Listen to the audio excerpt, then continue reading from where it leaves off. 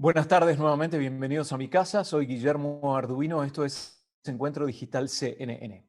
Hoy es jueves 7 de enero, marco la fecha porque probablemente ustedes lo vean en algún día posterior o aún semanas posterior, pero es un tema que se puede digerir y analizar a perpetuidad, ¿no? A medida que el contexto vaya cambiando un poco, es valioso probablemente por los hechos que sucedieron anoche en Estados Unidos, revisitar este tipo de conversaciones. Me quedé hasta las 4 de la mañana, 4 y pico de la mañana, viendo la sesión en el Congreso y hay un par de puntos que me gustaría aclarar, sobre todo desde el punto de vista académico y de análisis de una persona que estudia la conducta de un cliente o la conducta de un votante, ¿no? Vamos a hablar con Julio Sevilla, que es profesor de la Universidad de Georgia en la ciudad de Athens. Julio, ¿cómo estás? Un placer, Guillermo, saludarte. Que ver con marketing político. Entonces me parece que es interesante los dos aspectos porque en definitiva un votante es un cliente y se comporta como tal. Efectivamente, y eso lo hemos visto, ¿no? Y marca la importancia que tiene la responsabilidad de los políticos, ya que nuestros votantes son nuestros consumidores, ¿no? Y ellos adquieren cierta confianza con nosotros y dada lo difícil que es informarse hoy en día, dado tantas fuentes, en muchos casos los votantes creen en lo que los políticos les digan, ¿no? Lo que sus líderes se digan, y eso hace que aumente aún más la responsabilidad que los líderes políticos tienen para que como sociedad mantengamos la armonía. Los líderes políticos, la palabra clave es líder, ¿no? Los líderes políticos. Vamos un poquito para atrás.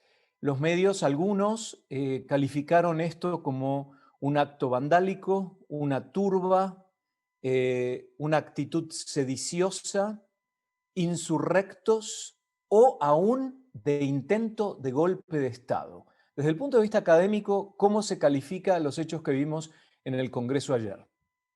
Bueno, desde hace unas semanas, no solamente desde ayer, en lugares donde hay debate entre intelectuales, por ejemplo, la conocida revista The Atlantic, han venido caracterizando, al menos una parte de sus editoriales, el comportamiento del presidente como una especie de intento de autogolpe, ya que estamos viendo que el Ejecutivo, la persona que ostenta el poder, está tratando de utilizar su influencia, al menos desde la perspectiva de algunos, para mantenerse en el poder, a pesar de que las autoridades correspondientes han determinado que ha sido Joe Biden y no el presidente el que ha ganado el próximo periodo presidencial. Hemos visto, por ejemplo, intentos de influencia en el estado de Michigan, donde ganó Joe Biden por 160,000 votos, casi 3%.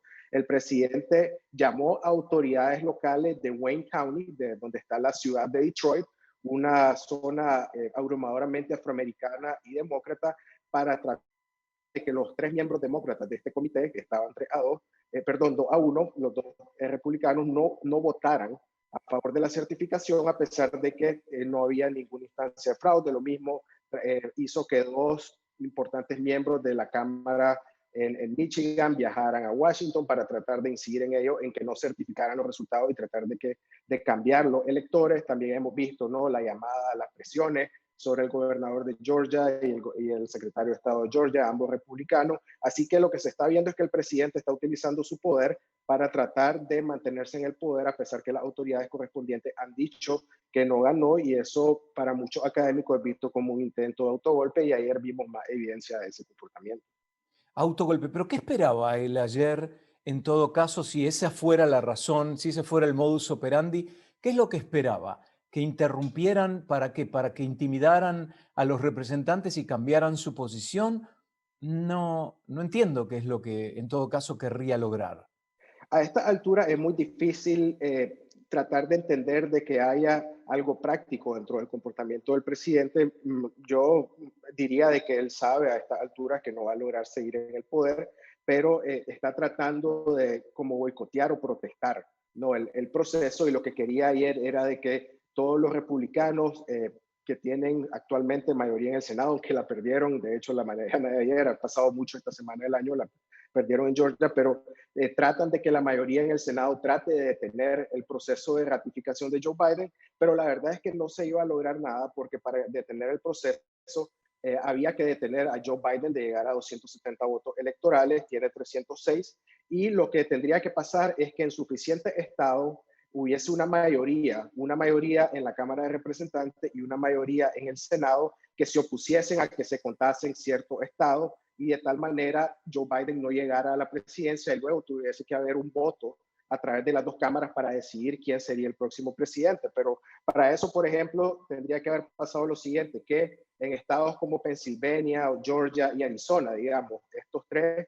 si Joe Biden no tuviese los votos, no llega a 270, entonces que ambas cámaras se opusieran en mayoría y se detiene la afirmación de Biden, pero no hay el suficiente número de votos porque la Cámara de Representantes, la mayoría es demócrata. Incluso si el Claro. Senado votase, digamos, en contra de la afirmación, no podrían detenerlo. Y el Senado no lo hizo, solamente 7 republicanos se opusieron a la afirmación. Así que yo creo que a esta altura es solo entorpecer, de legitimar el proceso lo que le queda al presidente como recurso. Es decir, puede ser un capricho, pero por otro lado, ¿no sería un arma para negociar también? Porque si los pocos días que le quedan como presidente y los signos de preguntas que hay con lo que puede pasar desde el punto de vista legal con él el día de mañana, que pueden iniciarles procesos legales en su contra, ¿no puede ser esta una maniobra para negociar una salida y que le salió mal? Porque lo que vimos al final es que gente de su propio partido que lo defendía a rajatabla, aún su propio vicepresidente, continuó con lo que marcaba la Constitución e ignoró los esfuerzos por parte del presidente de manipular la situación. ¿Verdadero o falso? Sí, así es. De hecho, el presidente está perdiendo fuerza dentro de su partido. Por ejemplo, del lado de los demócratas, habían 14 senadores que habían dicho que se iban a oponer a la afirmación, igual inconsecuente, pero tenía el doble de apoyo. Lo que pasó con estos hechos es que perdió la mitad de las personas que lo apoyaban. Por ejemplo, Kelly Loeffler, que pierde la Sí. elección en Georgia, al final se echa para atrás y dice, no, ya no me voy a oponer a la afirmación. Unos cuantos de la Cámara de Representantes A hicieron lo ver, mismo. Julio, paremos ahí un segundo. Kelly Loeffler, ¿cómo se pronuncia? ¿Loeffler o Si se escribe Loeffler, se pronuncia Loeffler. Loeffler? Kelly Loeffler, que era la candidata por el Partido Republicano que Donald Trump apoyaba y que competía contra Warnock, ¿no? Sí, ella iba contra Warnock y David Perdue iba contra Jon Ossoff, ambos Con John perdieron. Ossoff. Sí, Los dos perdieron. Es sí. decir, Kelly Loeffler, conservadora, a rajatabla, seguidora del presidente Trump, anoche en el Senado dice que ella no se va a oponer a la certificación. Inmediatamente yo fui a buscar a la gente que yo conozco a ver qué opinaban sobre esa acción, porque yo dije, ¿esa es una acción de un político en general para salvar su pellejo o porque tiene un compromiso con la verdad? ¿Cuál es en realidad la, el móvil para hacer ese tipo de cambio rotundo en cuanto a lo que veíamos que venía pasando antes de la elección?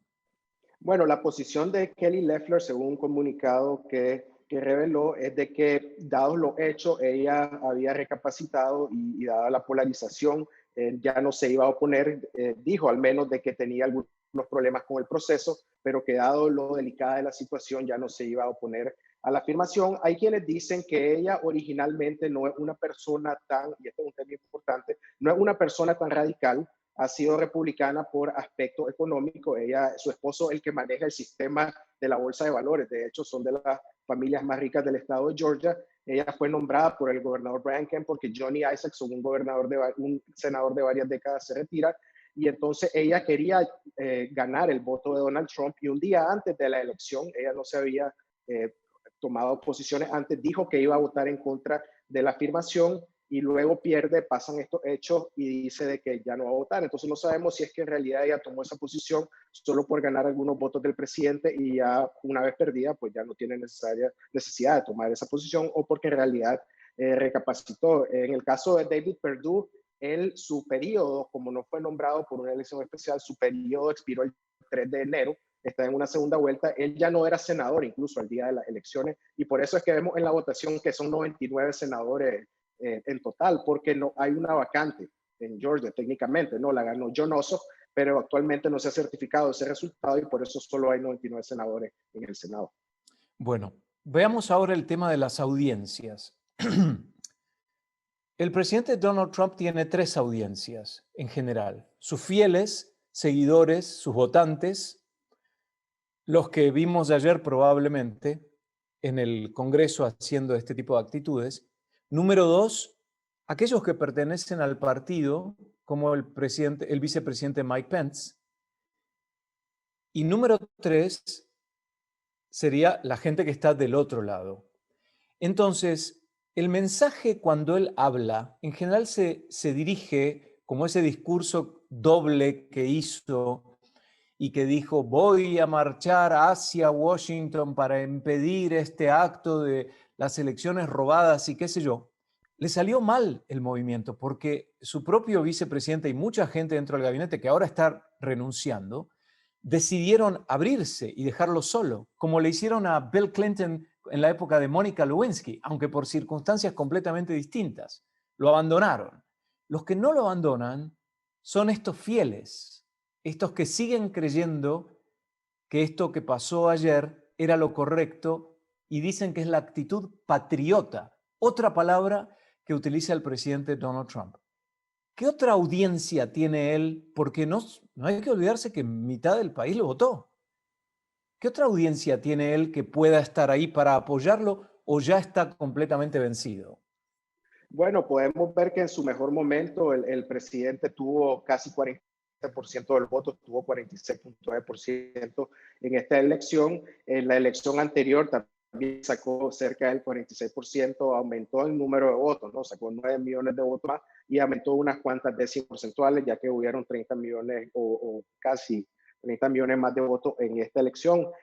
A mí me parece que él mantiene la mayoría de su base, pero con estas acciones y luego de su derrota hay que tomar eso en cuenta. Los presidentes, un presidente incumbente derrotado pierde popularidad, por eso generalmente no se vuelven a postular porque su partido queda desencantado. Así que yo diría que va a mantener la mayoría de su base, pero va a perder a los republicanos tradicionales como los que mencionabas, ¿no? Mike Pence, que se reporta está muy molesto con él por lo hecho, de hecho su propia vida estuvo en peligro por las acciones del presidente, y también puede perder algunos independientes de gente de los suburbios, gente educada, que tuvo mucho menos en esta elección que en la elección anterior.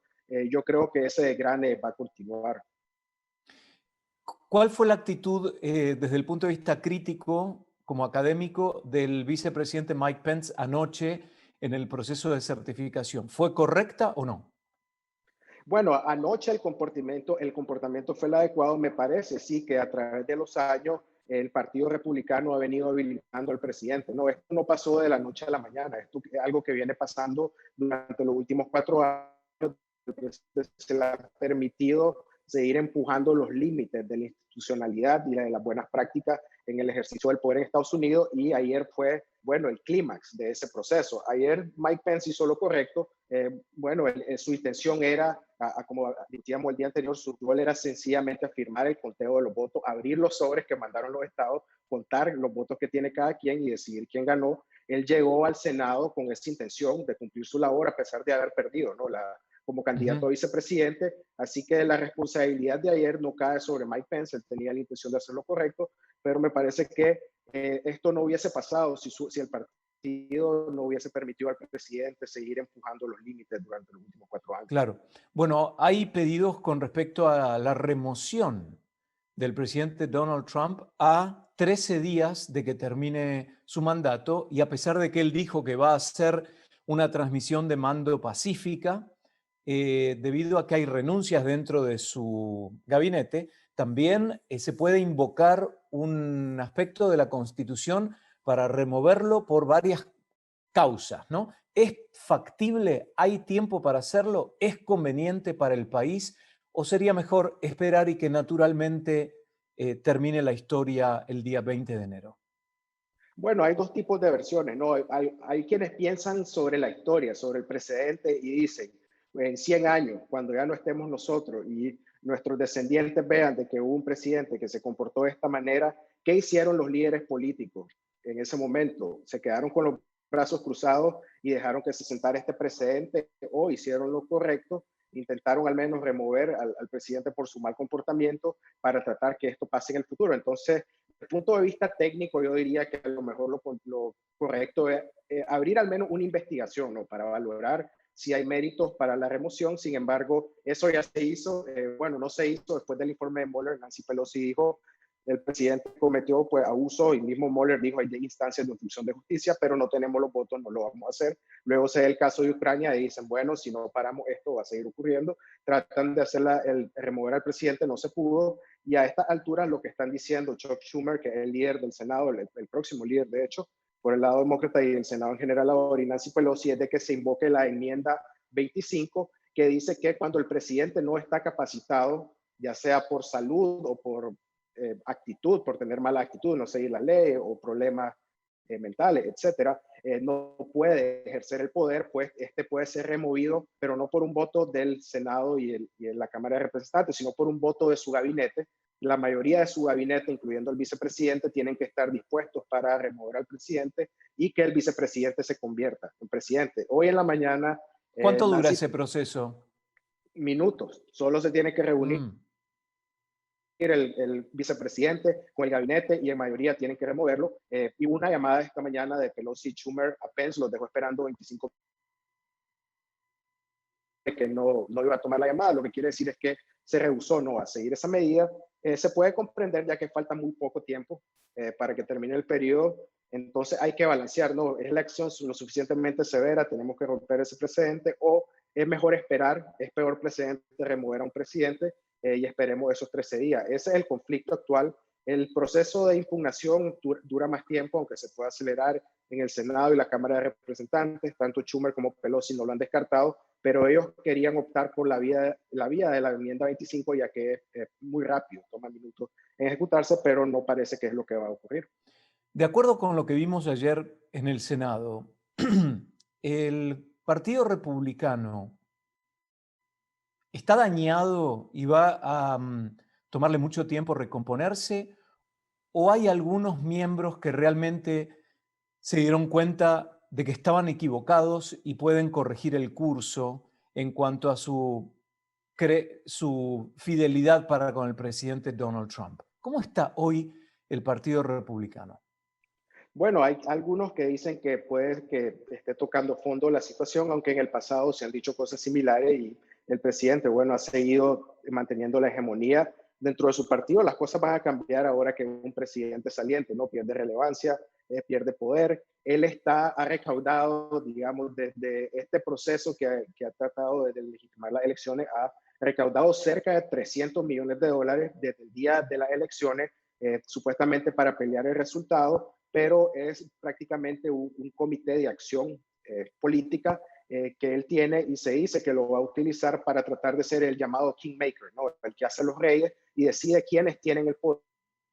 Ha amenazado, lo hizo por ejemplo en el estado de Georgia con lanzar candidatos a las primarias republicanas contra el secretario de Estado y contra el gobernador. Así que todo indica que él va a tratar de tener control sobre el partido. Me imagino que alguna facción más tradicional va a tratar de oponerse, pero no sabemos hasta qué punto, quién va a ganar, ¿no? Lo que sí podemos ver es que va a haber contradicciones dentro del partido, lo que lo pueden debilitar. Ya vemos lo que pasó en Georgia, ¿no? Georgia es un estado donde los republicanos no ganaban en 28 años, no ganaban un asiento en el Senado en 20 años y hicieron algo que nunca había pasado, y es que dos senadores incumbentes de un estado pierden en una elección al mismo tiempo. Eso nunca había pasado. Y lo que hace el evento aún más espectacular es de que esto hace que el presidente entrante, Joe Biden, tome la mayoría en el Senado y tome la mayoría de la trifecta, ¿no? El Ejecutivo, la Cámara de Representantes y el Senado, y ahora va a poder ejecutar su agenda. Y hay muchos observadores que dicen esto no hubiese pasado si las contradicciones dentro del partido no se estuviesen dando y podrían venirse exacerbando, lo que podría debilitar al partido electoralmente en los próximos años. Vamos a aclarar algo. Entonces, volviendo al partido de Georgia, era lo que no se veía en tantos años, ¿qué era? Bueno, en 28 años, ya toda la presidencia no había ganado Georgia. El último fue Bill Clinton. No se logró reelegir Bill Clinton en Georgia, de hecho. Y luego, en el 2000, fue la última vez que un demócrata ganó un asiento al Senado en 20 años. Y lo que pasó hace 2 días fue que dos incumbentes pierden, que es muy difícil derrotar un incumbente, ya sea senador, presidente, representante, y pierden dos, no solo uno, en una elección especial, y esto Claro, hace que se voltee la Cámara de Representantes. Nunca habían perdido dos senadores incumbentes en la misma elección por un claro, estado. es histórico. Por otro lado, también este año votó mucha más gente que en años anteriores, en elecciones anteriores, de ambos lados, ¿no? Porque era por la polarización probablemente que existe hoy en día aquí. Bueno, vamos ahora a hablar de Joe Biden y cómo ahora la responsabilidad del presidente electo es unir al país y mejorar la imagen institucional a nivel internacional, la imagen de Estados Unidos, porque como dijo el expresidente George W. Bush, lo que vimos anoche fue algo típico de una republiqueta bananera y no de un país de primer mundo como Estados Unidos es. Entonces, las características de liderazgo y su experiencia Joe Biden. De Joe Biden lo ponen en condiciones para encaminar rápidamente este país, o la polarización es tal que va a ser muy difícil. Bueno, me parece que dada su experiencia, el hecho que tiene mucha trayectoria, que es una persona de edad avanzada, que lo hace, bueno, tener una visión más fría de las cosas, tener más paciencia, no ser tan impulsivo. Hay muchas personas que dicen de que esto es algo positivo. Además, Joe Biden, bueno, lleva 50 años en Washington, viene de una época en la que el país era mucho más bipartidista, no teníamos estos problemas que hay hoy en día. Por ejemplo, de 1954 a 1994 los demócratas tuvieron la Cámara de Representantes y aún así gente como Reagan, gente como George H.W. Bush lograron gobernar de manera bipartidista. Hoy en día hay mucha polarización. Sería casi imposible que un presidente pueda pasar leyes importantes si no tiene la trifecta que actualmente tiene Biden. Entonces hay quienes dicen, bueno, Biden recuerda esa época y a lo mejor va a tratar de traer un poco de ese bipartidismo, de extender la mano al otro partido. Tenemos que ver en realidad qué pasa. Pueden haber los intentos, pero también tiene que haber la disposición, ¿no?, del lado por el Partido Republicano. Creo que por el Senado hay más posibilidades. Solamente 7 personas se opusieron a la afirmación. En la Cámara de Representantes va a ser difícil, ya que la mayoría de los congresistas republicanos que estaban el día de la toma de posesión de Trump ya no están porque han perdido elecciones o se han retirado por no estar de acuerdo con él o han perdido primarias, etcétera. Entonces, ese lado puede estar un poco más radical, pero si alguien puede lograr hacer algunos pasos positivos, me parece que alguien como Joe Biden, que viene de una época en la que había más consenso en la clase política y no tiene políticas extremas, tampoco una visión extrema de la política en general. Ahí, con solo ver el discurso que dio ayer o el discurso de cuando superó los 270 electores el día de las elecciones, está claro qué tipo de líder es. Está claro que el mensaje es completamente antagónico con respecto a lo de Donald Trump.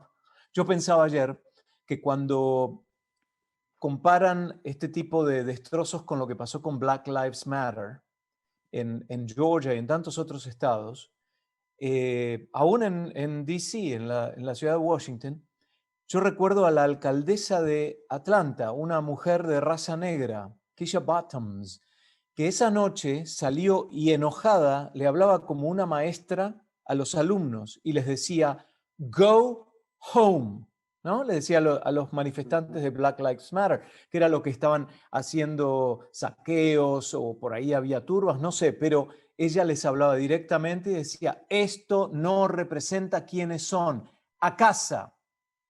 En cambio, el presidente Donald Trump ayer no lo hizo. Sí, desgraciadamente, y tenemos el video, ¿no? Él salió, él primero convocó a estas personas, no fue una protesta totalmente espontánea, sino que la han venido organizando, encabezada por él y sus lugartenientes. Y ayer en la mañana, al inicio de la mañana, Rudy Giuliani, del que hablábamos hace un par de días, llamó al combate a los seguidores del presidente. El mismo presidente les dijo que fueran a pelear y les dijo que marcharan a través de la avenida Pennsylvania, ¿no?, que es donde está la Casa Blanca y también el Capitolio. Entonces él los mandó, ¿no? Y se dice, Pero él no además fue. de, no, él no fue, y además de eso, una vez que las cosas salen de control, yo no sé si él esperaba que las cosas saliesen de control, pero una vez que, bueno, logran penetrar el Capitolio, lo que va a tener que ser investigado, ¿no? Porque ahí, bueno, ya se pidió la renuncia del sargento en armas del Congreso, de la Cámara de Representantes y del Senado por haber permitido que ingresaran, pero además se le pidió al presidente que permitiese que la Guardia Nacional de Washington, D.C., que está a cargo del Departamento de Defensa, bueno, que los desplegara. Son 1,100 personas porque la policía de Washington no daba abasto y él se que autorizara esa salida a pesar de que él no tiene esa autoridad. Así que en la práctica, al menos en ese movimiento se aplicó de alguna manera la enmienda 25, porque fue el vicepresidente el que tuvo que tomar la rienda y decir, no, no podemos dejar que se salgan las cosas de control y llamó, bueno, ayudó a que se restableciera el orden. Así que vemos comportamientos contrarios. Bueno, finalmente, el presidente Donald Trump dijo que sí, que va a entregar el poder en forma pacífica, que todavía considera que le robaron la elección, pero el día 20 o el día en que se haga el acto formal en la Casa Blanca del traspaso del poder, ¿estará o hará la gran Cristina Kirchner cuando asumió Mauricio Macri y no se presentó? Creo que esa es la gran incógnita que queda, ¿no? Si podemos ver un llamado silver lining, ¿no? O algo positivo dentro de todo lo malo de ayer es de que el mismo presidente parece que se impresionó por los hechos y terminó diciendo, bueno, el costo político es alto que está sintiendo. No hemos visto encuestas, pero parece percibirse cierto costo. Hemos visto que la esposa, por ejemplo, de Mitch McConnell, Elaine Chao, que es la ministra de Transporte, ha renunciado. También el ex jefe de gabinete, Mick Mulvaney, que estaba de enviado especial en Irlanda, ha renunciado. Entonces el presidente parece que al menos momentáneamente está reflexionando y ha dicho que va a haber una transición, pero hoy en la mañana no dijo que él se va a presentar, ¿verdad? Dijo que iba a haber una transición pacífica. No sabemos si se va a presentar. Yo todavía tengo problemas visualizando al presidente entregando el poder, pero ojalá que lo haga, ¿no? Y al menos es positivo que él mismo ha afirmado finalmente que va a haber una transición al poder que sea pacífica. Bueno, habrá que ver si esas renuncias son para salvarse el pellejo y no quedar enganchado con el mal concepto de estos últimos días del gabinete del presidente Donald Trump o realmente lo hacen a conciencia. Profesor Julio Sevilla de la Universidad de Georgia, muchas gracias. Hasta la próxima. Un placer, Guillermo. Y a ustedes también. Muchas gracias por haber participado en Encuentro Digital CNN. Soy Guillermo Arduino. Hasta la próxima.